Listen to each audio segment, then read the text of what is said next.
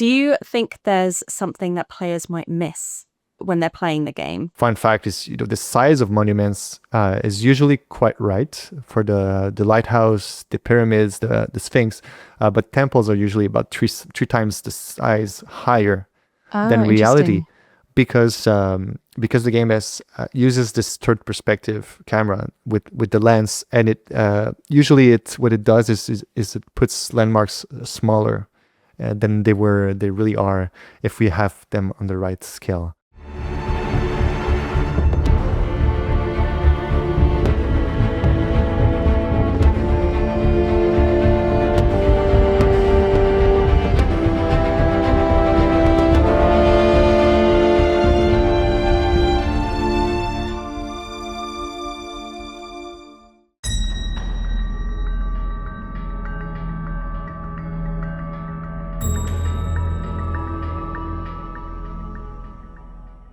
Previously on the podcast, we dug deep into the sands of Egypt to uncover the history behind Assassin's Creed Origins. The game gives players the chance to experience meeting Julius Caesar and Cleopatra, the wars with her brother Ptolemy, in a more immersive way than any previous retelling of the story could. And of course, it lets you do what no tour group can today: clamber all over and inside ancient monuments of Egypt and get your claws into the real Sphinx. Today, I'm joined again by historian and video game writer Holly Nielsen. Hi, Holly. Hi, Matt. Together, we'll step into the Animus to uncover how history and gaming interact with Assassin's Creed Origins. And later in the episode, I'll speak to Maxime Durand, who is the world design director at Ubisoft, another spectacular title, about how the developers met the challenge of recreating the people and places of the past. So, Matt, you learnt about ancient Egypt, and I'm wondering, what did you think of Assassin's Creed Origins? One of the joys of doing this for me is that I'm learning stuff other than medieval history, so it's been fantastic to spend time in different places and different periods, and ancient Egypt was definitely something I don't know much about, so I was really interested to learn more of the history behind some of the key events in the game. I probably have to say that Origins is not a game I've played all that much. Played it a little bit a while ago, came back to it maybe a few months ago, but didn't play very much. I think Origins probably fell in my too busy being a parent kind of non-gaming era of my life.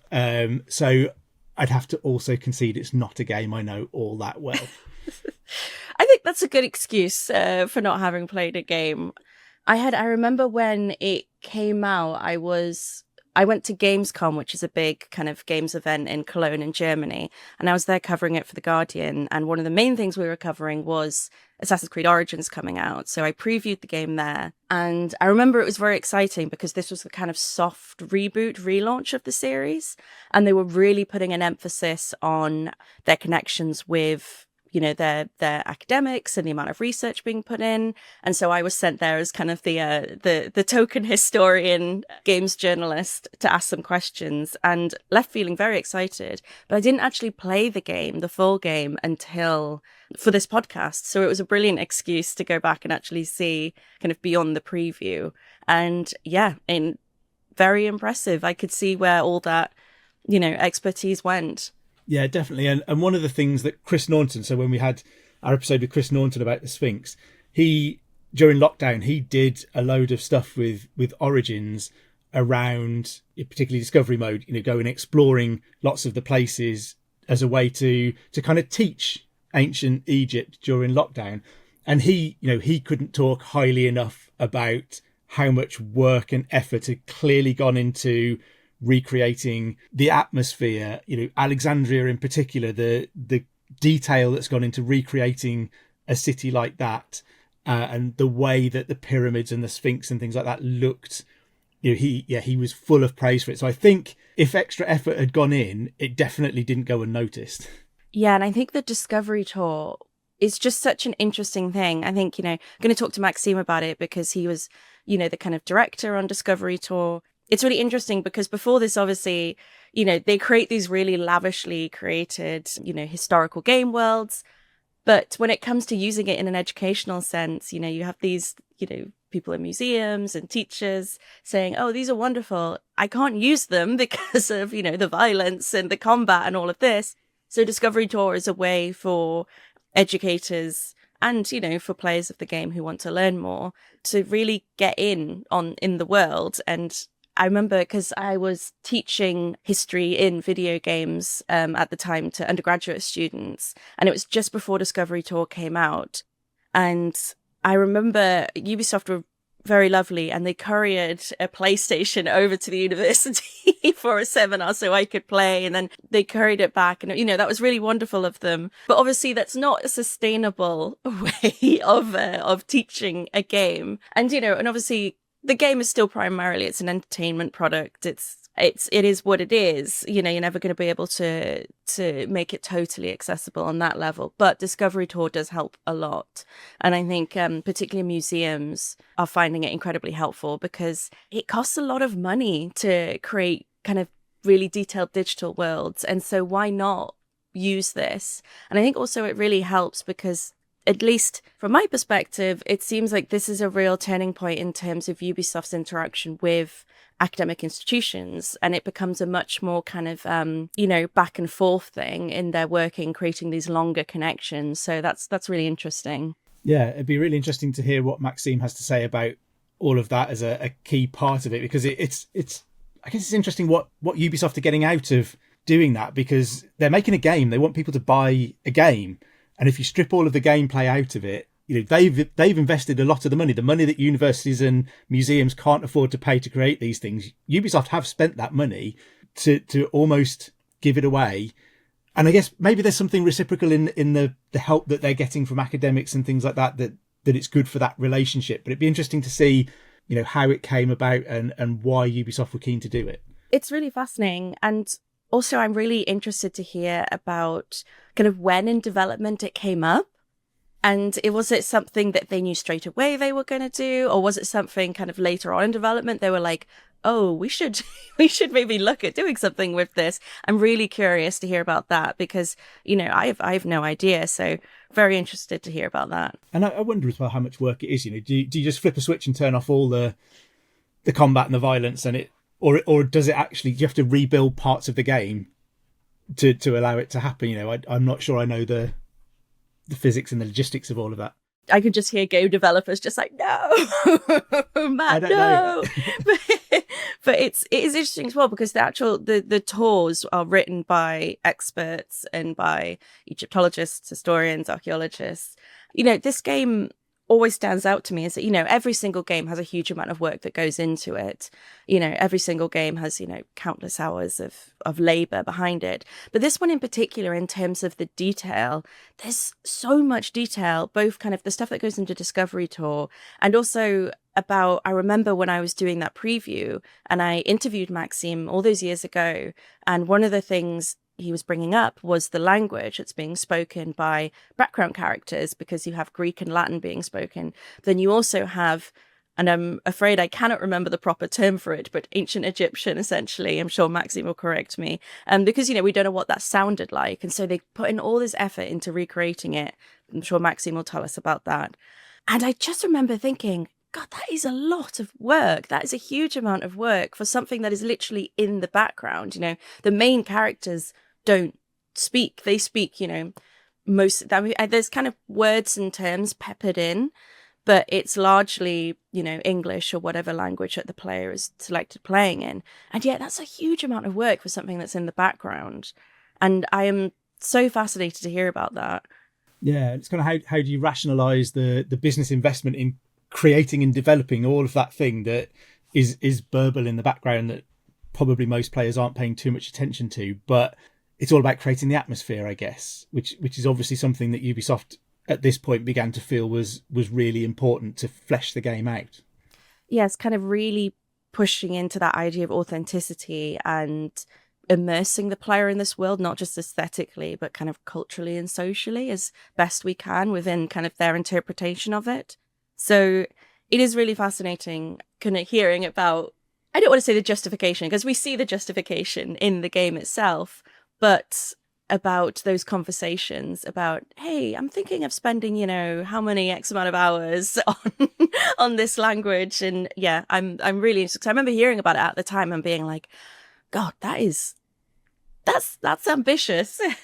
Yeah. And when we did the history episodes around all of this, the setting for it kind of really leapt out as, you've got Caesar and Cleopatra and Ptolemy the 13th and all of those kinds of people. You've got these huge names, and you've got the siege of Alexandria, the Alexandrian War, this really contained place. But it also seemed like there was a big opportunity for lots of the more cultural stuff around it, which fits with the language, I guess, because you're talking about the time when the Library of Alexandria is burnt to the ground.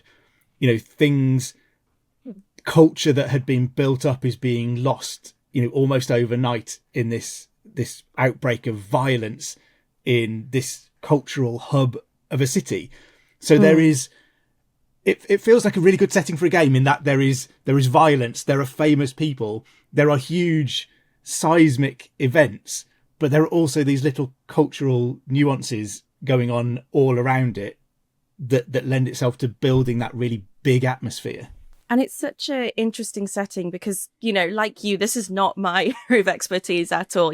I mainly look at Victorians and early 20th century British history. So I was learning, actually through Discovery Tour, I learned a lot. I kind of started Discovery Tour and I was like, oh, I should really take, I should take a look at this. And then I ended up spending hours just going round and round, just having a really great time. And it's a really interesting setting because it is so turbulent culturally and socially. You have, all these different influences and these and I think the kind of Ptolemy, Cleopatra kind of tension is a really interesting way of exploring this kind of idea of kind of old Egypt and these newer kind of colonists essentially, and then the kind of Greek. It's really, really interesting. And I remember going in and being like, oh yeah, ancient Egypt, I know there's pyramids, there's this, and, kind of going in and being like, oh, okay, right, this is really fascinating. And also something that we know a surprising amount about daily life because of what's been left behind, which is really, really interesting.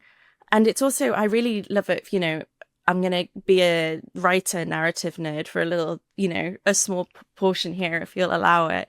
But I was playing the game and you have got these big backdrops of these really big characters, these big events. I wasn't expecting to be drawn in as much as I was with the narrative of the game and with the characters of Bayek and Aya, his wife, and their relationship. I really love because you don't often see in games or in media in general kind of a loving established relationship. There's often a lot of focus on like the new and exciting, but here's this couple that really love each other and are going through something and struggling with it, but still support one another. And I really love that. And so I really love that the narrative intimacy that goes alongside these really big macro events.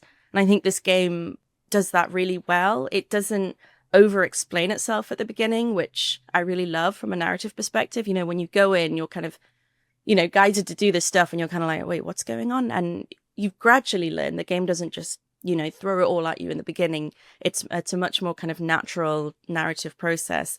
And I really love it for that. It was one thing I was going in kind of almost expecting to be wowed by the setting, but I was equally as drawn in with the way that they work the narrative with the historical background. I thought it was really great and humanizing, and yeah. And I guess there would have been a risk of investing so much in the way that it looked and the cultural aspects that we've talked about with the language and things like that you could almost sort of blown the narrative and just thought, just have a wander around this place and occasionally you'll get into a fight. But it's nice if they've invested as much in the narrative and as much in the characters and the story as they have in the history and presenting the places for the players.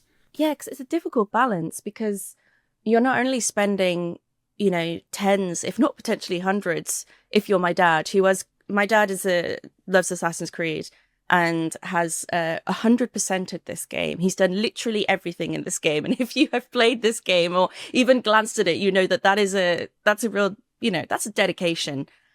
So you're not just spending a lot of time within the world itself, but you're spending a lot of time with these characters. You're spending a lot of time with the protagonist. And so you've got to enjoy or at least find them compelling. And I think they really do. I remember hearing at the time when reviews were coming out, people praising it for that and being like, oh, that's interesting.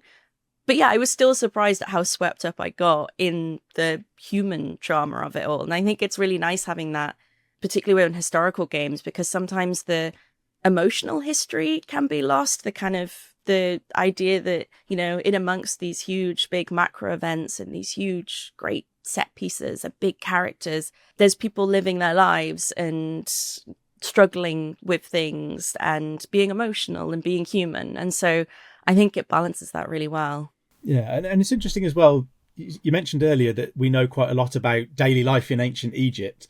And then you can throw in a character like Ptolemy the 13th, who is a significant player during the events that the game covers, but someone that we actually know very, very little about. So the game makers then, I guess, have lots of leeway for what to do with Ptolemy. Is he going to be a snot-nosed little oik? Is he going to be someone who is incredibly clever, but in the shadow of Caesar and Cleopatra? And I guess it gives them the space to play with the character in a way that you can't criticize, because you can't say that's not true, because we simply don't know what Ptolemy the 13th was really like. So it seems like they've stuck to lots of the everyday cultural stuff that we have, but also been able to play with someone like Ptolemy and make him whatever they want to be. And again, we talked to Chris Naunton about the Sphinx, and he said there's lots we don't know about the Sphinx. So you can kind of play with all of the conspiracy theories around what the Sphinx was and what it was for and what it did and how old it is and what might be inside it or not inside it. And so the game is able to engage with lots of those things that we don't know. And essentially Assassin's Creed is a big conspiracy theory. So why not lean into some conspiracy theories? Yeah, I remember going in, always being slightly, I don't know if worried is the right word, but kind of with the kind of like, oh no, are they going to go down the kind of like ancient alien kind of pseudo archaeology kind of route that can be kind of harmful in kind of wider discourse. But I think they actually do it pretty well and I think also Discovery Tour really helps that, because Discovery Tour doesn't just go into the history of the setting, it also goes into the decisions they made in making the game. So they say, okay, here are theories around the Sphinx. We depicted it this way because of, X, Y, Z, or, we used this theory when building in, I think, Khufu's pyramid. They name the specific theory that they followed. And I think that's really interesting, because I think the demystifying of the development process is really important. And it also means that they then do get to play with these things of being like, look, we know, kind of saying, look, guys, we know that this isn't how it is, but we get to play with that. And I think also the game itself, it has an air of mystery, because this is, very late in terms of, these monuments would be hundreds, if not thousands of years old to the people within the game. And so they're playing with that mystery for the characters as well as for us. And so it is a really great setting for that. I think they do it very well. It definitely feels like a really good decision as a place to do the soft reboot, the soft relaunch, to put in all of that extra work that they wanted to put in. It seems like ancient Egypt was maybe the right place to do all of that. Yeah, I think it's great setting because it feels intimate in some ways and yet interesting, a lot of leeway, but then also lots of rich detail they can pull on. I think a really great setting for that. Yeah, I mean, talking of intimate, we spent a lot of time with Chris Naunton talking about the Sphinx's backside. Which probably felt unnecessary, but someone's got to talk about it, and if not us, then who? yeah. But it was just interesting that those kind of things are the things that the game can engage with, while saying, as you said, look, okay, it's not 100% the history, but this is why we've gone with this. This is why we made those decisions, and I think those can be really interesting. Aside from playing the game, it can be interesting to understand how they've interpreted the history and how they've arrived at the decisions that they've presented to the game players. Yeah, exactly. Because this is they're creating, there's all these different axes of why, you've got level designers saying, okay, well, we need things to be a certain size because the character moves, this amount, and we need them to be able to jump from there to there. And then you've got artists saying, okay, well, we need to have this, and this because we have these assets, and, we can't use enough memory to be able to create this. And then you've got narrative people go, so you've got all these different elements, and especially in a huge game like this and in a huge development team. And so there are compromises and there are decisions being made, and being able to actually talk about that, I think, is really important. And I was really, really happy when I played Discovery Tour and they had these, explicitly saying, hey, this is why us as the team made these decisions. And I think that's really, really great. I think we need a bit more of that in game development, because game development can be very hidden behind closed doors. It can be very difficult to actually know what the process is, because it's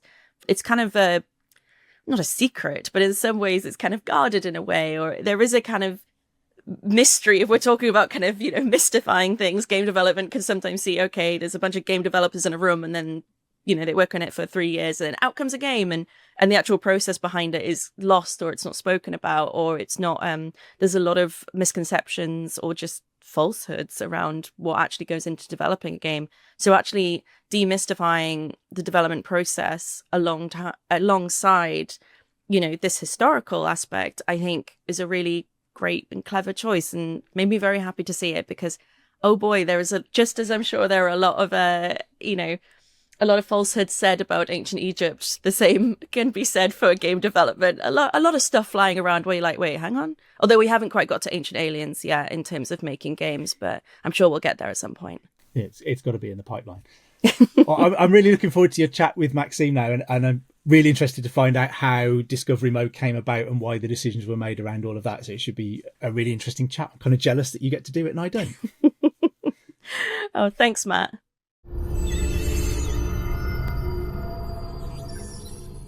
And we are joined by Maxime Durand, who is World Design Director at Ubisoft. Thank you so much for joining us, Maxime. Good day, Holly. Thank you so much for having me. It's a real pleasure. So I just wanted to start by asking a bit about you and your career, because, well, I think when I first met you, you were are you the kind of historian at Assassin's Creed? Can you speak a bit to that? Yeah, totally. So I joined Ubisoft back in 2010.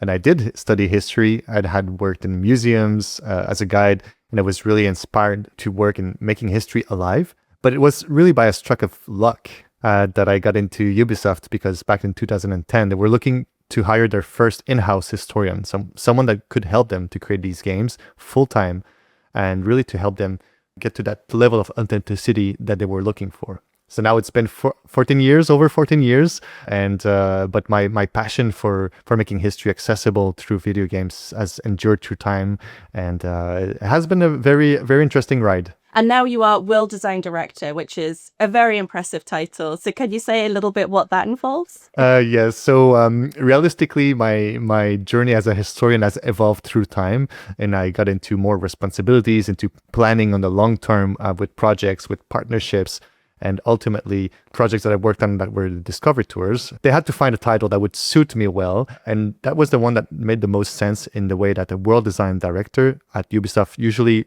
is someone who's responsible to make the immersion in games like Assassin's Creed. So I think that really fits well into what I've been doing, into trying to make sense and trying to get people inspired by buildings, crowd life, and all different elements that make the past alive. What a good job you've done. That's why we're here talking about it. Ooh. And so, to move on to Origins, because this week Origins is the game that we're tackling. And so Origins was kind of seen at the time as kind of a soft reboot for the series. And it kind of seemed to bring, at least this was my impression, it seemed to bring a kind of even deeper connection and dialogue with experts and academic institutions. Previous games had always had, historians and academic experts, but I don't know, Origins seemed to really up it a level in terms of interaction. What prompted this kind of slight change? So I think there were external reasons and internal reasons. I'd say the external reason is that we'd created these games ever since Assassin's Creed 1, which I wasn't part of, but still there was this, this success story that wasn't planned. The company couldn't have told that it was going to be so successful. There was external motivations, because there were teachers, museums, and researchers that were starting to pick up on this and thinking that it could be very interesting. And as for ourselves, with games like Assassin's Creed 3, we were already looking for partnerships, but ultimately we were already always doing these partnerships too late in the process. And that was something we wanted to change with Assassin's Creed Origins. And we had the time to do it. So the team that made this game, the creative team, really started back in the late 2013, early 2014. So that gave us enough time to actually create this discussion with museums beforehand and see how we could work together. And for us, the big benefit to that was that working with them early had a better opportunity to have a good consequences on the game, good creative opportunities, better immersion for players. And this is what it's all about for us ultimately, to make the best game. And part of making it more immersive through collaboration was something that was really important for us. So for Origins, you worked with a really huge, impressive roster of academics and institutions. I think one of them is Jean-Claude Gauvin. So if you play an Origins Discovery tool, you'll see his amazing watercolor pictures. And so was Gauvin someone you knew from the very beginning you wanted to work with? Or was he did you discover him as you were researching? We discovered him as we were researching. There was this dual opportunity where he is just such an important player in reconstitutions. I mean, even when, it's almost been a decade, but he had a career that's, 50 years long with reconstitution, with preservation. And he had something that was very unique, which is to represent the past in a very colorful and lively way, but that's still respectful of science. That is a take that is acceptable. And so we realized that working with him would help us to be much more efficient. Because there's a lot of content that he had already published that was there and that we could access without asking him. But then there were all of these situations, these small villages, these landmarks that have never been represented in visual ways, in accessible ways. And working with him just truly changed the way that we're actually doing our research. It was much faster, because he could send us ideas, show us the first draft, and then he would paint it. So that really made a huge difference in the process. And ultimately, it made the quality much better. And so that's an example with Jean-Claude Gauvin, but the same example goes along with all of the different collaborators that we had on this project, whether it's language, whether it's tapestries, graffiti on the wall. These are all elements that working with specialists go much faster, because publications are always much slower to get to us because they take time to be published and reviewed and so on. So that was really a great experience. That's really true. That's something I've come across being in both the academic history world and the game development world, is the timescales are very, very different. It takes so long for academic research to come out, and a video game, in contrast, is a pretty quick turnaround, even a big video game. Exactly. So, a game like Assassin's Creed is usually between 2 and 4 years of development. It can be a little bit more, a little bit less. But when we talk academics, it's, as you say, it's a much different scale. So really having these insights, asking for these specialists also to commit to some ideas was something that's interesting. And the way that we collaborate with them is that we really try to be honest about the kind of work that we do and how it's going to be perceived and what are the opportunities and risks. I think more and more academics today want to be involved in such projects, but some others are not interested, and they're not interested in video games at all. And I respect that also. Although they pass on an opportunity to bring their research to millions of people, and that's really, I think, the added value for both parties in this case. I guess that's why Gauvin in particular was particularly great. And you're discussing here, a lot of academics can sometimes be a bit hesitant to put a pin in a theory, particularly going back to ancient Egypt. A lot of the time, all we have are theories. And, obviously some of these theories have, the science to back them up.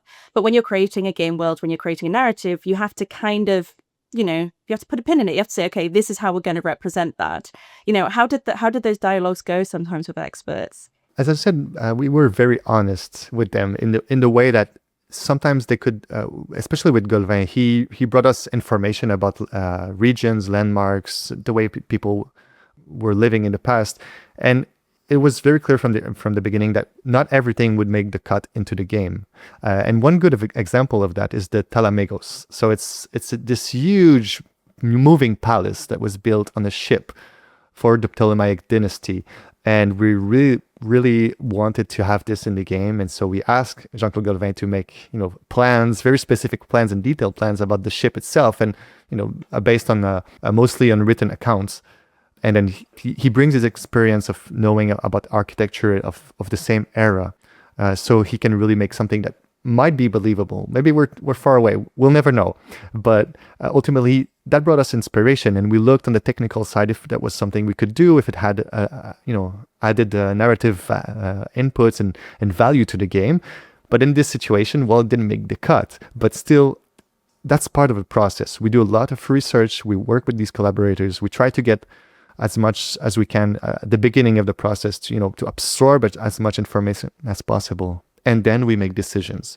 We make decisions mostly based on what will make the best player's experience in the end, what will make regions like Egypt feeling immersive and authentic, although it's not a reconstitution. It has to feel like one, but it's not one.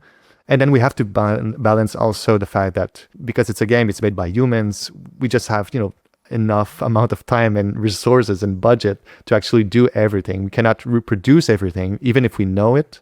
We have to make choices like houses and landmarks. They are kits usually that we reuse throughout the game.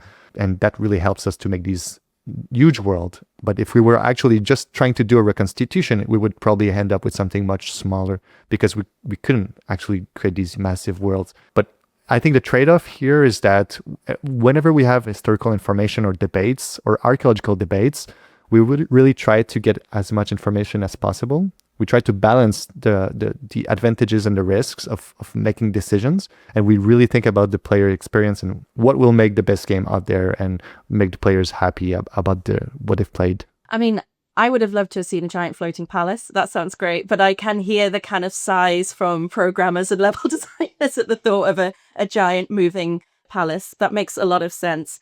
And of course, in Origins, there is just so much detail. And I think it is in the small details that the kind of socio-cultural history of a setting really comes to life, even outside of the big characters, the big buildings. It's these kind of small everyday details. And the one that really stands out in Origins is the language.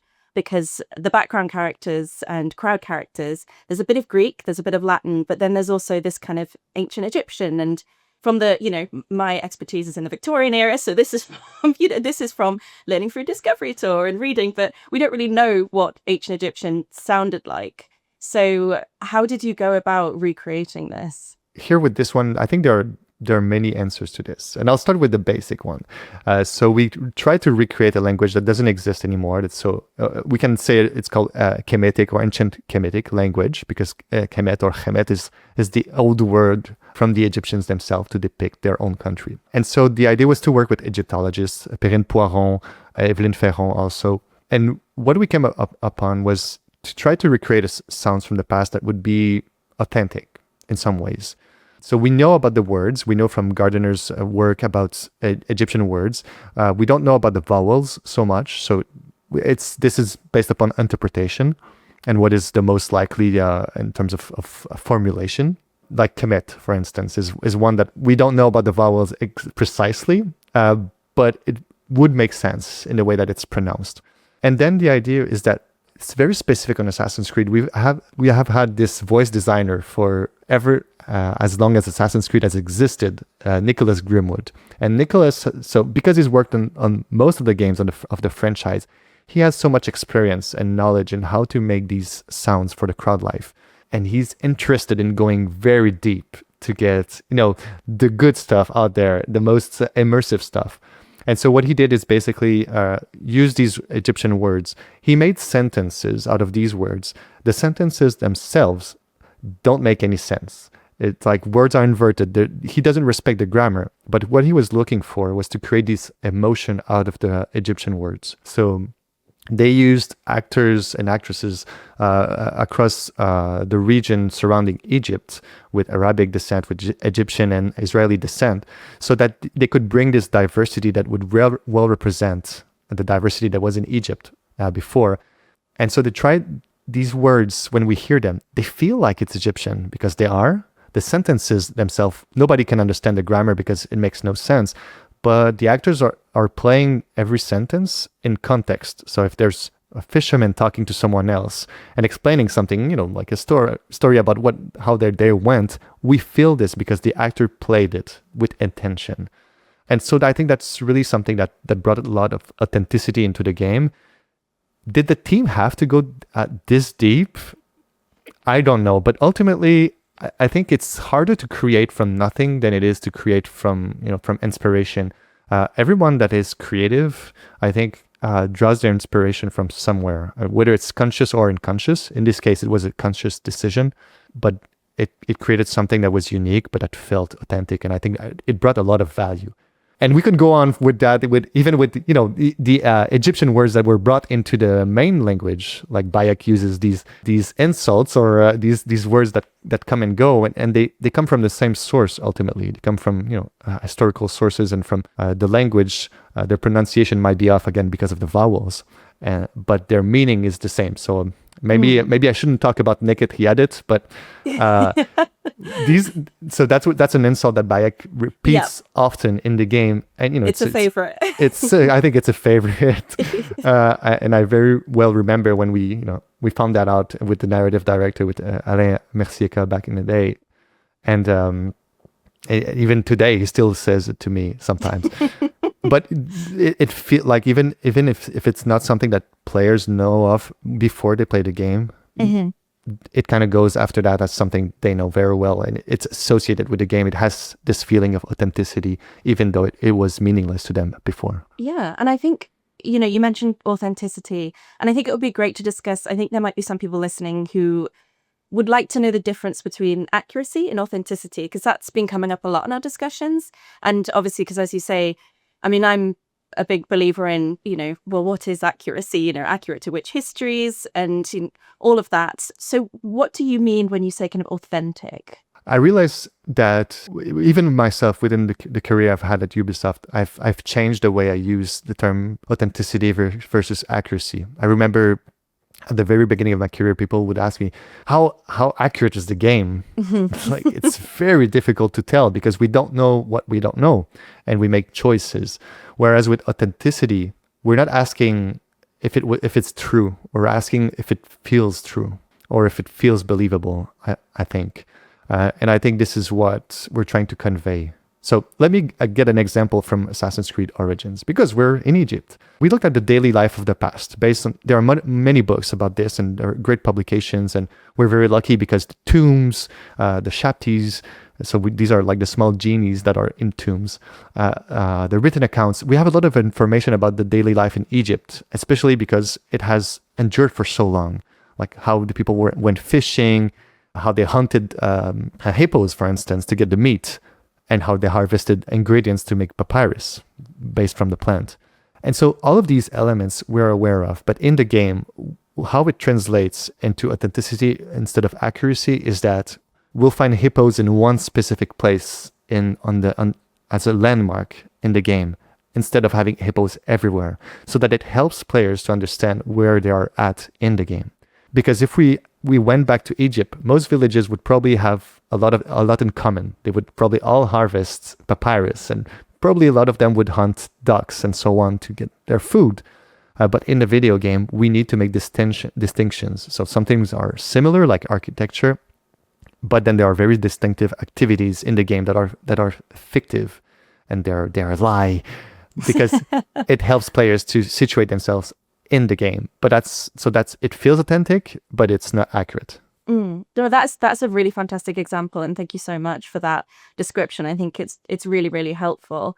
You get asked that question a lot. I remember whenever a historical game comes out, I always get editors or something asking me, going, you go along and ask how accurate is this game, and I'm going like, oh no, that's the most boring thing we can do with history. It puts it in a very dualistic answer. Also, it's like it is or it's not. Yeah, exactly. Whereas any form of representation of the past, whether it's scientific or if it's entertainment, has more or less accuracy, like authenticity. And I think kind of any kind of expert engaging with something will tell you that. Will kind of say, we have theories, we have certain, but you get beyond a certain point when you look at something and you realize just how complicated it is. And often those complications don't really fit well into the medium of a video game, particularly one that's a kind of big 3D world where people have to locate themselves and know what they're doing and understand why they're there and things like that. So going back to, you did bring it up, the language. That's a lot of work. That's a lot of, why spend so long on the language like that? Why put so much time into that? I think it's really a matter of making the best quality out there. The people that work on these games.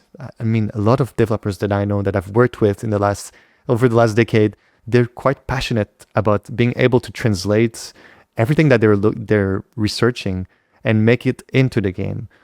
It's always, again, it's complex, but that's really something that I feel that is unique. It's unique. This is what players are expecting more and more. But also, even if they're aware that it's not, a reconstitution, it's a work of fiction. But from the employee side, from the creator side, I think there's this real interest in trying to find ways to make the best game out there, the most distinct one. And that passes through immersion. It's an opportunity that we have. Sometimes we're closer, we're more authentic. Sometimes we're less. And that's in the same game. It can be in between different games also. But there's really, I think, a lot of passion from the development team about being able to translate the past into something that will be unique and very creative. And based on Assassin's Creed Origins, I remember this person who was back then a level designer. Now he's associate world director. And he had created this massive, 80 pages PowerPoint about the quarries in Egypt. And he didn't ask me to do it for him. He showed it to me after that for validation, but he had done the research himself, and he was super proud because ultimately he had done good research. It's another subject that was quite available, I think. And then ultimately that translates well into the game. There are these queries out there. Of course, ultimately, if you're just stabbing people in the quarry instead of stabbing them by the riverside, but it felt authentic, and he had these scaffoldings. The way the rock was cut was well done because it was well researched, because there was passion coming internally from these employees. That's really wonderful to hear, because I know for a while I had wondered myself with particularly the language. I think it's amazing, but I was like, God, that is an awful lot of work. And hearing that it was actually fueled by a particular developer's passion is so wonderful to hear, because I think sometimes these games, particularly when they're so huge and they have so many people working on them, you can kind of lose the developers a bit. So seeing that these things come out as almost kind of like the fingerprints on the game of the people that made them, I think is really lovely. I think that's really wonderful to hear. And so now I wanted to talk a little bit about Discovery Tour, because that is now, as far as I understand, your kind of bread and butter. That's the thing a lot that you focus on. Well, it has been for many years. In a nutshell, what is Discovery Tour, for those who are not familiar with? It's an additional mode that exists to Assassin's Creed Origins, Odyssey, and Valhalla. It's accessible for free for players who own these games on all platforms. And it was meant with the intention that anybody could access the game universe from Assassin's Creed, but to learn about history and game making, basically. So we removed the narrative, the conflicts, the experience from the main game, and we made it into something that could be played within 20 minutes per session or more for those who want. That could be played by families because the content is curated in that sense. That could be brought into schools, into museums, and really for anybody to be able to access these worlds of the past that we have created for Assassin's Creed. And so, yes, I've worked on that franchise I've co-created that franchise originally. And the idea with this is that back in 2014, when I ended working on Assassin's Creed Unity, and then I joined Assassin's Creed Origins, we had this tremendous feeling that we wanted to convey all of the information about the historical research that we were doing, but the game couldn't tell that. The game ultimately could not translate all of this research that we were doing and the complexity behind our decision making, and just to show how much efforts we were doing. So we felt like we could do something more than the Animus database that existed back then. And so that really was the key spark with Discovery Tour, having these museums included earlier in the process. So having them to share their artifacts, their collections, their understanding of the past, so that it would translate both in Assassin's Creed, but it would also become an opportunity to talk in a Discovery Tour about how we can bridge the gap between academia, the research, video game, and entertainment and education. So when was it first conceived of? Was it developed alongside Origins, or, what were the kind of timelines with the development of the main game? We really developed both simultaneously. So we had this long-term idea about wanting to make a new experience out of the Animus database and make it immersive in the world. And at the same time, we were creating Assassin's Creed Origins. So I'd say it was the flow was faster on the game than it was on the Discovery Tour. Sometimes, especially in the two first years, we were really experimenting about what would be the new concepts in terms of creativity. And so we set up on three main pillars at the beginning. Really the fact that it should be for everyone, it should be conflictless, and then it should involve collections from museums. That was really, what we had in mind. And so we started with that, with MVP, a most valuable product in our mind, and we tested that alongside when we were making Assassin's Creed Origins. And because we had this test that was available and in a game engine, we could bring those to museums. We can bring those into book publishers as well, because we were thinking long-term, how could this answer a need for education that's there? There are teachers that were asking us to create something like the Discovery Tour, but we had to understand very well who they were, how they would use it, and we had to design this. And so the first outcome with Assassin's Creed Origins, so Discovery Tour, Ancient Egypt, was really this first step. It was the best that we could do with as something that was new, that didn't exist before in video games. There were dev diary modes in some games, but nothing like a dedicated experience like the Discovery Tour. And so what it ended up with was these guided tours, curated guided tours that really feel like you're in a museum, but in the 3D world.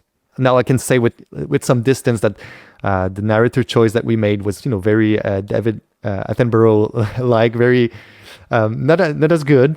They were very great narrators, but we went a little bit more on we were trying, I think, to convince everyone about the legitimacy of this product, and it succeeded very well. That's wonderful to hear. And I think it's interesting going back, and because I remember trying it when it first came out and going back and trying it again. And it is interesting because the first Discovery Tour, it feels very much like taking a museum like walking tour and placing it within the game. Yeah, it was really interesting. And so do you say how were the reactions from the museums, from people you brought it to? Well, the reactions were over what we ever dreamed of. We didn't have any expectations as an amount of players. We didn't have expectations as how it would be successful, if our mission that we had set up on would work. But now I can say we have millions of, I'm not even sure about the exact numbers, but it's the first 500,000 players. We were so excited. We couldn't believe it was this successful. And when we reached first million, second million, and so on, that really showed to us that on the player side, it was a success in terms of player engagement. But then on the museum side and the public side, and then in the academic side as well, it has been a tremendous success. We've had school ever since that more and more are using it into their curriculum. And that led us to a couple of years ago to publish pedagogical guides and guides about how to use them in the classroom, because we realized that we knew it was important, but we just didn't publish it back then. And it was with the success, we realized that, we could support teachers better. There are still exhibits that are using Discovery Tour Ancient Egypt today. And I think they will be continuing to do that for quite a long time, because even though our knowledge about Egypt has evolved ever since 2018 when it was released, I think it's going to still take another 15 years before it's going to be replaced by something else, because it's such a tremendous investment for, let's say, for an archaeological society or museum, to create an immersion like this one. I think it's going to stay there, and I think the results are quite valid, because we went with information that was quite accepted, maybe except for the Great Pyramid, where we went with a theory that has been almost proven since. But it's very clear that's one thing I really appreciated, was in that it was very clear, this is someone's theory, this is why we followed it. And I really loved the use of using named theorists, because I think sometimes it can just be, I've seen other stuff, it can be a little bit kind of wishy-washy of we think this, but actually naming the academic, putting a name to the theory, I thought was really great. I mean, it was fun. I got excited for really, I'm not going to bore everyone listening by asking you to talk about, how things were referenced and I got excited seeing the references above like the museum things and things like that. But I think I really enjoyed. So what's this idea? Because the theory part is really interesting to me because it makes it clear as, this is why as a team, as developers, we chose this. Was that aspect always going to be alongside the kind of historical education aspect, the aspect of educating people why certain choices are made within game development? Yes. So critical thinking was a key component. We were aware that players are interested in learning how games are made. We don't want to unveil all the magic, all the details, but I believe that players are really interested in learning how it's made. And so there's one aspect there. And the other side is really the educational teaching and museum aspect. It was necessary for us to explain how it's done so that it enhances critical thinking and promotes these students into questioning what they see on screen with different mediums, because it's a work of adaptation. It's not the truth. And I'm really sorry if there are people who believe that Assassin's Creed is the truth, despite our efforts to show that it's a work of fiction. It's a great work of fiction, but it's not the truth. So it was always at the basis of Discovery Tour, and we ever since the first Discovery Tour was released, we continued in that path with the two other Discovery Tours, and we even put a lot more efforts into bringing diversity into the perspectives and the different, and explain all the different people that work on these games, where they come from, different backgrounds. They have different perspective also on how to recreate the past, and their different trades as well. I think it's really interesting. I hadn't thought of it as a kind of pedagogical tool for approaching the series, but also video games in general, to think about how they're developed. In terms of working with the museums, I can imagine museums must be very happy, because I've worked with quite a few academics over my career, and they say, I want to turn my research into a video game. And I go, okay, let's think about this. What's your budget? And then they tell me their budget, and I go, yeah, it's going to be, unless you're going to make a Twine game or something, it's going to be hard. And so I imagine museums are pretty happy when you turn up and you have this incredibly rendered, gorgeous 3D environment. But in terms of kind of where you're pitching it, because you're kind of pitching it to a lot of different people, an educational tool, museum, player, in terms of age range and writing to someone, how do you pitch it when it's covering so many different people? 7 to 77. That's the way we pitch it. And 78, you're out. You're not going to get exactly. 78. That's it. That's over. No, I'm kidding. So it's for everyone. But the way Discovery Tour is built is that we have to go with what is accessible for all, and I mean accessibility in the sense of technology, but also content. I'd say Discovery Tour Ancient Egypt was probably the one that asks for people to know the most before actually playing the experience. And we adapted that with the two other ones based on feedback and continuing discussions with educators. But the idea is that we want this to be a first point of contact with history. And then people, if they're interested, they go into the museum, they go and buy books, and then they'll learn more. If someone plays Discovery Tour and they play the whole Discovery Tour, in the end, they probably, if they remember everything, they probably, are able to pass their undergrad in Egyptology or a graduate student in Egyptology. Maybe they won't understand everything about the technique of researching the past, but they'll know a lot of things. The idea with having a range that's so broad, with having like from 7 to anyone basically, is that it's not difficult in terms of access with the controller or with the keyboard. It's not difficult to orient oneself in the game universe. We really want to make sure that it's easy so that anybody can learn from this. But of course, as you say, it's a trade-off, because if only players of Assassin's Creed were meant to play Discovery Tour, then of course maybe their expectation would have been different. But at the same time, Discovery Tour is not Assassin's Creed. It hasn't been made to be quests for adults that are mature.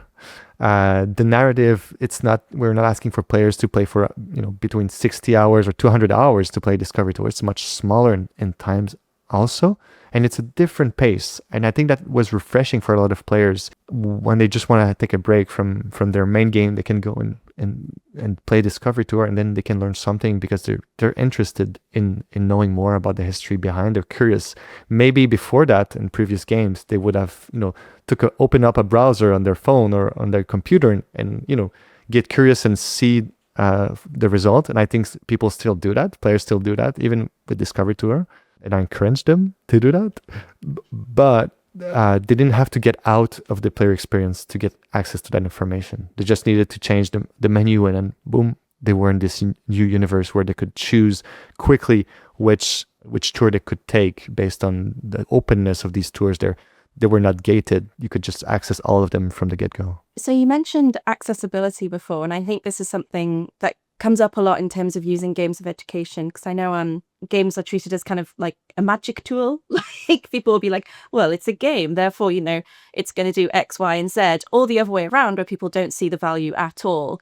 It can be quite divisive in that way. And also because not just accessibility in terms of, okay, well, how do I use this controller, but also the kind of expense of having access to hardware, to software, things like that. How much of that did that play when you were developing Discovery Tour? A lot. And this is also why we decided to go with something that was easy. For the two first Discovery Tours, I'd say the last one over the Viking Ages is another subject. We chose a different trope based on more experience and feedback that we had. But in education, there are so many different ways to go about this, because the Discovery Tours are published worldwide. Every region, every age group, every person is different. And so we decided to come up with a design that would be very generous for that reason, obviously. So we were aware that it would not fit every need perfectly, but we were aware that, for instance, high school teachers they would bring one console into the classroom and they would be the one playing, not the students. In another context, it could be all like 4 students for every computer, then they would play Discovery Tour. Like maybe one of them would play, or all of them would play in turn. We were aware that these were all different situations that we could not monitor, but that would exist, and we were trying to design around these difficulties. And that's why it was so important before, during, and after to collaborate with educators, to collaborate with professors as well in education, and to test all the time. I mean, we do that already with video games in general. A game like Assassin's Creed, before it's released, has been tested over and over at various times during its production. But we did the same for learning and for the player experience with Discovery Tour, because we wanted to make sure that what we ended up with was a good product, and not just a flashy product out there, but that nobody would use. So it was really important. We only had this one chance to create something that was unique, and I think we were really all in on this effort. No, it's fantastic. And as someone who uses video games in teaching, thank you for testing it in the classroom before bringing it out, because that is always my pet peeve. And you can tell with Discovery Tour that that's all being thought about, rather than it feels very much ingrained in the tour itself. And I just wanted to ask a bit about, so you say you have kind of curators and people writing the tours themselves. Were those historians or experts who were already embedded in the game, or were they invited on for Discovery Tour? Discovery Tour usually relies on the same consultants, Egyptologists in the case of Assassin's Creed Origins, that were working for the main game. But usually we ask for even more people for Discovery Tour to help us with the tours. And there are two good reasons for that. Is the question of flow. It's a lot of content with Discovery Tour, so we wanted to divide the task between a lot different people. And we also we had the opportunity to choose more specific researchers from various regions in the world to show this diversity and to create these contact points that would be in these different regions with these different institutions or museums, really to have a better diversity of understanding and better knowledge that we could bring into the game. So, I mean, it's quite common, for instance, for academics, to go through different universities in their career to actually have these different inputs. It was the same for Discovery Tour. And so I can say with every Discovery Tour, we usually have much more consultants than we have on the main game, because we have to work very quickly. And we already have the results from the research that was done on the main game, but now we have to make it into wording, into sentences that we really have to be serious about to make sure that we hit it right. So what do you see, what do you hope for Discovery Tour going forward? What would be your do you have a particular goal that you're imagining, or, what do you see for the future? Well, we have these 3 Discovery Tours that are out there. Now we have curriculum guides to help teachers. I really hope that they continue to live a good life. I see, sometimes I look at the numbers online, the numbers that we have internally, and I'm happy to see that they progress. They still progress. People are still contacting us about these tours. So I really wish that they continue on that path. And I couldn't be prouder about that. That's wonderful. And So just asking about, what was learned through the making of Origins. So, what did you learn? It can either be on like a personal level or kind of through development, or, it can be something about Egypt you found interesting, or yeah. Well, with Origins, for me, I wasn't an Egyptologist before, so with every new game, the challenge for historians on these projects and every employee is to learn something new totally, and to see how we can adapt our medium to this new content that we're finding. See, there's one thing that's not specific to Origins, but to all different games that I work on is to see how we share a common humanity, and how ultimately we have so much in common, even if we come from different countries. This is, I think, is the most important thing that I take away from doing research, from looking at, you're looking at a tomb from Egypt from 4,000 years ago, and this family has, they've made all the process to mummify their beloved one and to create this mortuary rite, because it was important for them, because family, for instance, has been a super important component, and that's fundamentally something that we share in common as humans. So I'd say that's really something that I find touching about doing research, whether it's in ancient Egypt or in different countries. What a wonderfully, beautifully poetic answer to my slightly stumbling question. Thank you so much, Maxime. I mean, I could go off on a tangent and ask you about the kind of histories of emotions and things like that, but I think now we have to move on to our quickfire questions. Now, I'm aware this game came out a little while ago. You may not have an answer for all of them.